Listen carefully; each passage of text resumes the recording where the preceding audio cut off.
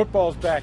And joining us on the Southeastern Sports Medicine Wise Lines, Jess Root, Arizona Cardinals blogger, RevengeOfTheBirds.com. I love that title, RevengeOfTheBirds.com. It's a great read. And looking at it right now, Jess, first off, welcome back to the Wise Guys. And, you know, the big question, a lot of folks are wondering, not only in Arizona, but around the country, how's Kevin Kolb going to work out in that Arizona offense? Well, to be honest, the fans, at least in my community, but the fans overall, there is a little bit of fear and a little bit of worrying there. They compare him physically to Matt Leinart, although his intangibles are off the charts. There are some concerns that we overpaid for them. I, though, am a big Kevin Kolb fan. I believe in what he has done thus far with the small sample size. I don't think he's necessarily an Aaron Rodgers, but he had the same amount of starts before he got his pretty big contract with the Packers. But he has the physical tools and he has the intangibles. He fired up in just a few minutes. He fired up Darnell Dockett, who has been very concerned with the quarterback position since last season. You know, it's interesting. You mentioned the salary, and that was certainly a red flag for me. I'm thinking, wow, they're paying an awful lot for a guy that's had minimal playing experience. And if I'm a Cardinals fan, I get it. I'd be a little bit nervous because he has shown flashes of brilliance. But you look at his numbers, more interceptions and touchdowns, a 73 passer rating. How do you think Ken Whisenhunt will work him along with Larry Fitzgerald? Because you guys have lost, of course, Steve Breston as well. What other options, receiving-wise, will Kevin Kolb have to throw to? Well, one of the bigger moves that just happened over the weekend was the addition of Todd Heap. Obviously on the back end of his career, but one of the better tight ends receiving-wise that there is. In the draft, they also picked up in the third round Robert Hausler, another tight end. He's still real young, he's still skinny, but he is tall, he's fast, and he can catch the ball. They do have a lot of faith in the young receiving core that they have in Stephen Williams. It's not Steve Williams, but Andre Roberts and Early Doucette. If Early Doucette can stay healthy, he's an Anquan Bolden type receiver, and Andre Roberts is he's kind of like Steve Breston, a little bit shorter in the same skill set. We're joined on the Southeastern Sports Medicine Wise Lines by Jess Root, Arizona Cardinals blogger. RevengeOfTheBirds.com is the website. It's a great read. As a matter of fact, front and center today on the blog and on the website, Jess, is Joey Porter, former Cardinal, saying he'd like to come back and play with the team and even take a pay cut. What?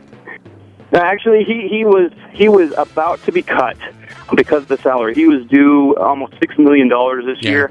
And he had really a disappointing year statistically and didn't have the impact that he had desired. He's still on the team. Instead of being cut, he decided to rework his deal. The terms of the deal, how much less he's getting paid, isn't known. However, he, in an interview with one of the writers for the Cardinals, he sounded very Joey Porter-like. Porter, who has been known for his swagger and his bravado and his trash talking, was very humble. He said, I wanted to. He was disappointed. He said, when you only get 5 sacks, you don't want to pay a guy $5.7 million. He played too much, and Ken Whisenhunt after the season admitted that. I didn't realize this until I looked over some of the stats. He played 99% of the defensive snaps. At his age, probably wasn't a good idea, but considering the skill set the other Cardinal linebackers had, the amount that they ended up playing nickel or dime packages, he was the best option that they had going into coverage. And obviously the pass rushing wasn't up to snuff, but he still had the skill set they needed to play the outside linebacker position. I'm glad he's back because I think he's going to recover quite well. And it sounds like, when you're humble like that, I think you tend to get the best out of yourself. And certainly I'm hoping for your sake that that's going to be the case because the dude is a monster when he's on his game. Defensively, you got rookie Patrick Peterson, your first-round pick out of LSU. What little you may have seen of Patrick so far, what are you able to tell us impressive in camp early on? I didn't because it took him till the weekend to get his contract signed. The first that he was actually working out. Monday morning, he was kind of observing the morning walkthrough, and then it was Monday afternoon. So Monday afternoon and yesterday that he was actually working out, and due to some rain issues, I wasn't actually able to see the practice. From what they were saying is that people who were talking about how he might be better suited as a safety, perhaps it's because of the size of Kerry Rhodes and Adrian Wilson. He's built more like a corner. He's still learning the coverages, the defense. He's a fast learner, but he's still working on it. Adrian Wilson actually was interviewed today about him. He loves Peterson the way he is. He's got confidence off the charts, but he's not arrogant to the fact where he talks back and when veterans tell him how things should be done, he listens and he does those things, and he's working really hard. You know, also, too, you got former Panther Richard Marshall. Looks like he's slated to start opposite Patrick Peterson. I love Richard Marshall when he played here with the Panthers, so you guys have a good one there. Everyone's talking about, Kevin Cobb in the quarterback position, but it looks like the team's also making some moves, certainly defensively. Before I let you go, let me ask you this, Jess. How are expectations in Arizona? It was a rough year for the Cardinals last season. What are expectations with fans? Well, there's a lot of hope. Honestly, with the moves that have been made, the Cardinals fans are really excited with the movement. There is still a little bit of, I'm not sure how well they're going to do, but there is definitely a lot of talk of being back on top of the division, winning anywhere between 8 and 10 games on the high end, contending, perhaps falling a little bit short.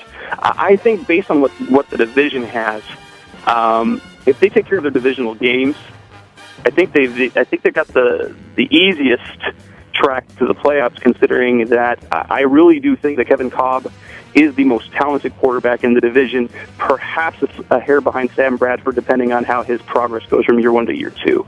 Yeah, it's going to be fun to watch. I mean, you guys have now made us here in North Carolina football fans. A lot of folks will tell you the Cardinals were one of the busiest and most successful teams in terms of building through free agency and, of course, the draft. Jess Root joining us, Cardinals blogger, revengeofthebirds.com is the website. And, Jess, thanks so much for giving us a couple of minutes.